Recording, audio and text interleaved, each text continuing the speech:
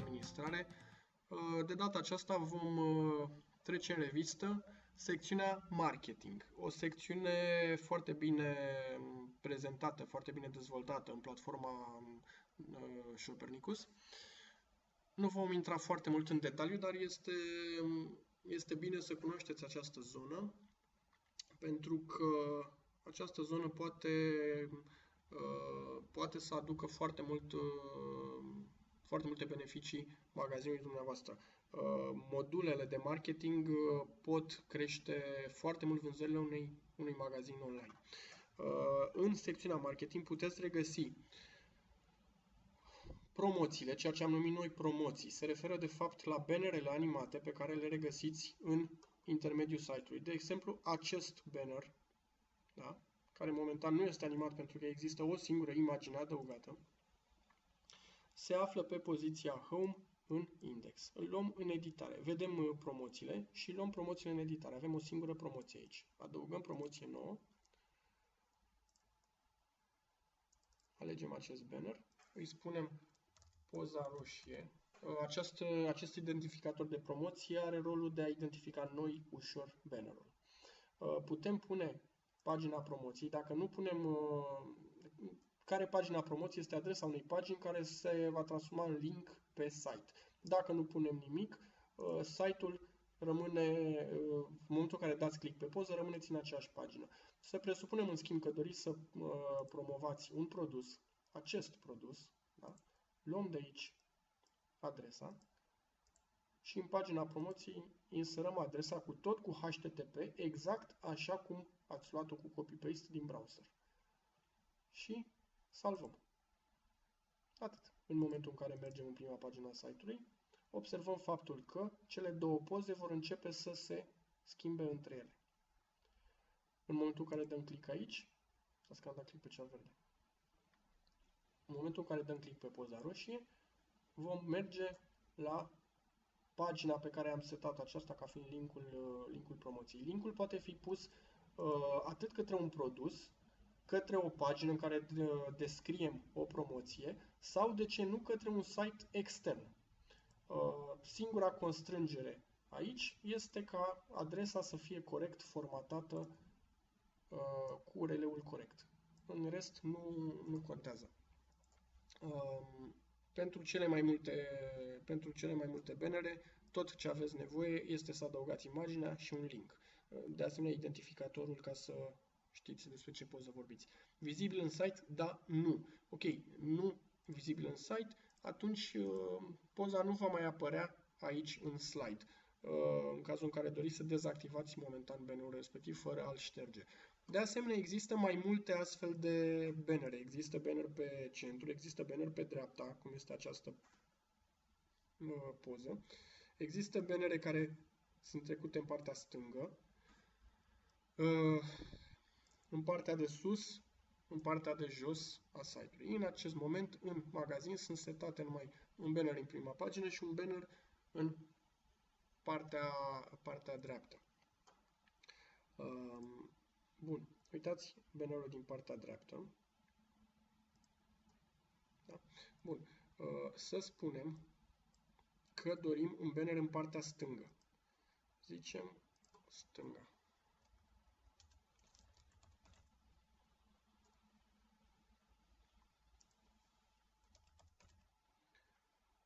Ok.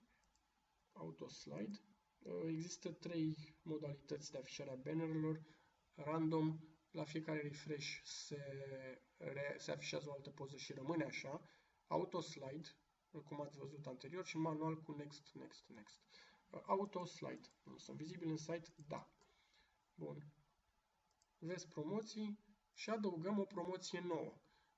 Haideți să luăm una deja existentă în site ca să păstrăm dimensiunile. Cele două poze ar trebui să aibă aceeași dimensiune. Ok.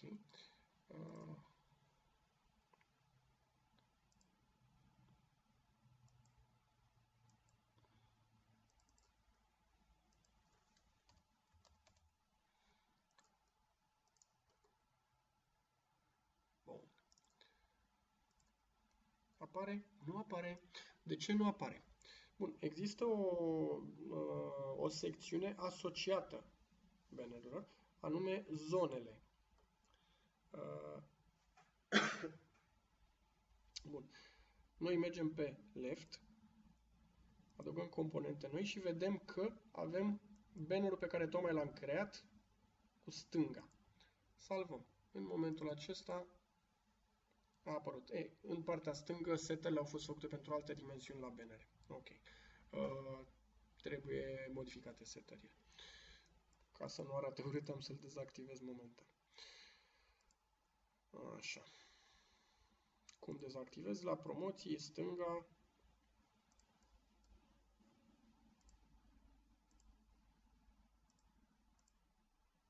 Așa.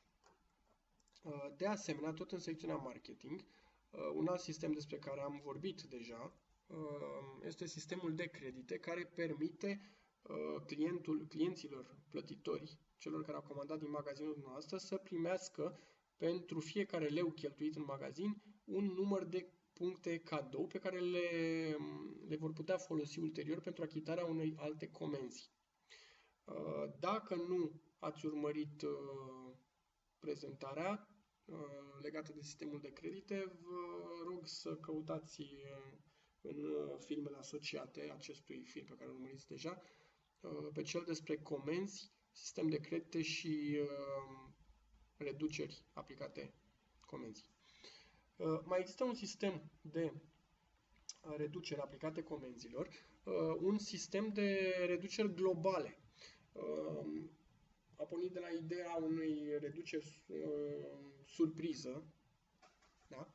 O reducere care se aplică la final, pe comandă, nu pe fiecare produs în parte, și această reducere se evidențiază pe comandă în momentul final al plasării comenzii. Surpriză, aveți 5% discount din partea noastră. Ok, foarte frumos. Adăugați.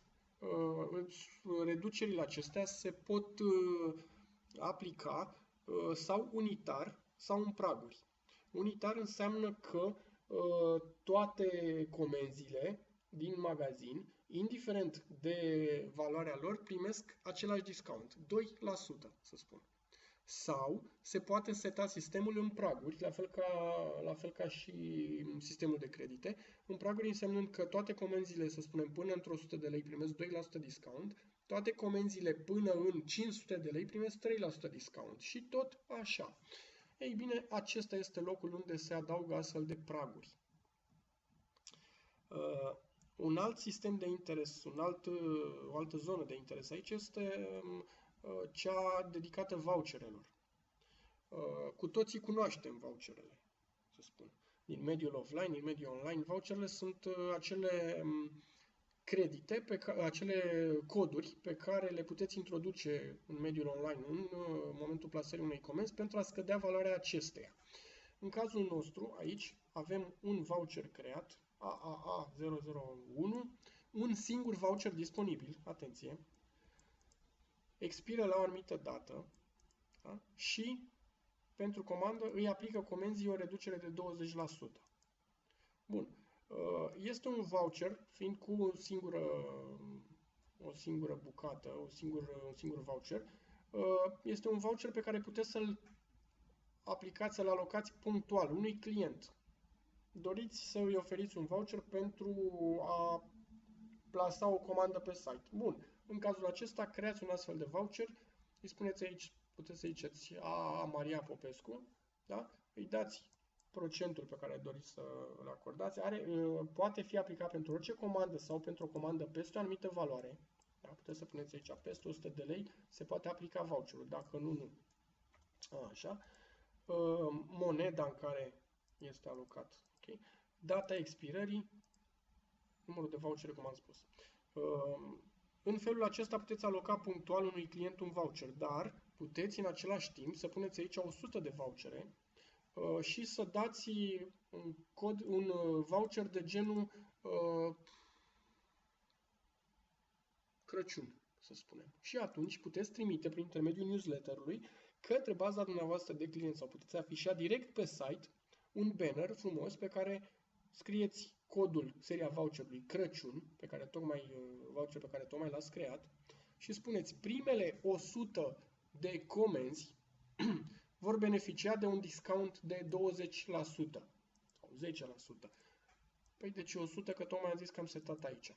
În felul acesta puteți crea campanii fulger cu o dată fixă care expiră, să spunem, expiră mâine, da? Avem 100 de vouchere care expiră mâine și putem trimite către clienții din newsletter acest lucru. Unde folosesc clienții voucherul? E bine, în momentul plasării unei comenzi,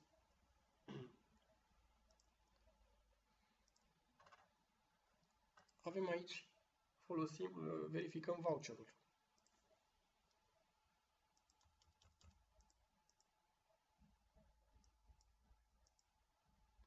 Bun. În momentul în care introducem un voucher corect, o să ne spună că avem 20%.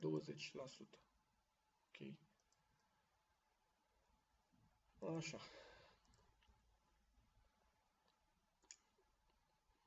Bun.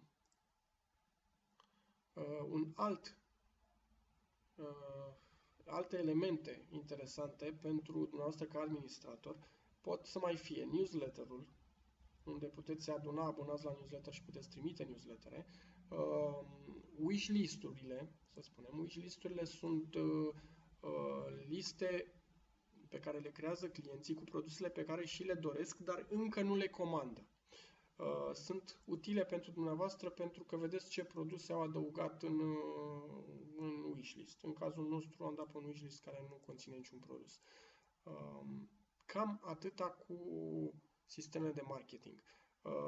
Repet, un modul foarte puternic cu promoții, bannere animate, newslettere, puncte de credit, reducere aplicate global comenzii, pe perioadă fixă, să spunem că în weekendul acesta acordăm reduceri pe comandă care expiră, să spunem, luni. Ok, duminică noapte. Avem vouchere care pot fi trimise punctual, cum am spus, trimise pe newsletter sau alocate noilor subscriber la newsletter, celor care se înscriu la newsletter.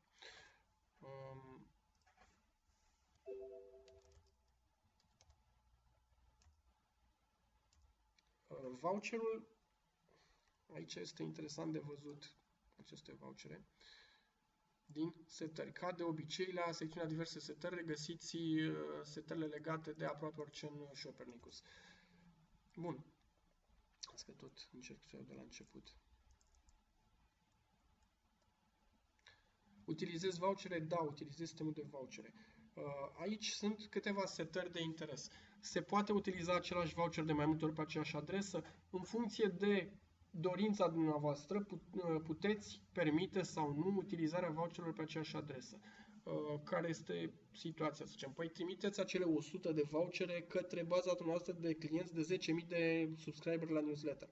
Și puteți permite ca un client cu adresă de e-mail să cumpere o singură dată cu acel voucher pentru a lăsa și celorlalți posibilitatea de a folosi voucherele, sau puteți lăsa ca respectivul client să cumpere de 100 de ori dacă vrea, dar bineînțeles nu vor mai rămâne vouchere și pentru alți doritori. Trimiți voucher celor care se înscriu la newsletter? Da. În momentul în care se înscrie la newsletter un nou client, îi alocăm un voucher cu prefixul AAA, seria curentă 1, cum ați văzut, se incrementează. Lungime serie voucher 6 în 6 cifre se duce în acel număr 000001. Deci seria voucher generat pentru newsletter va fi AAA 000001. Tip discount acordat procent sau sumă fixă.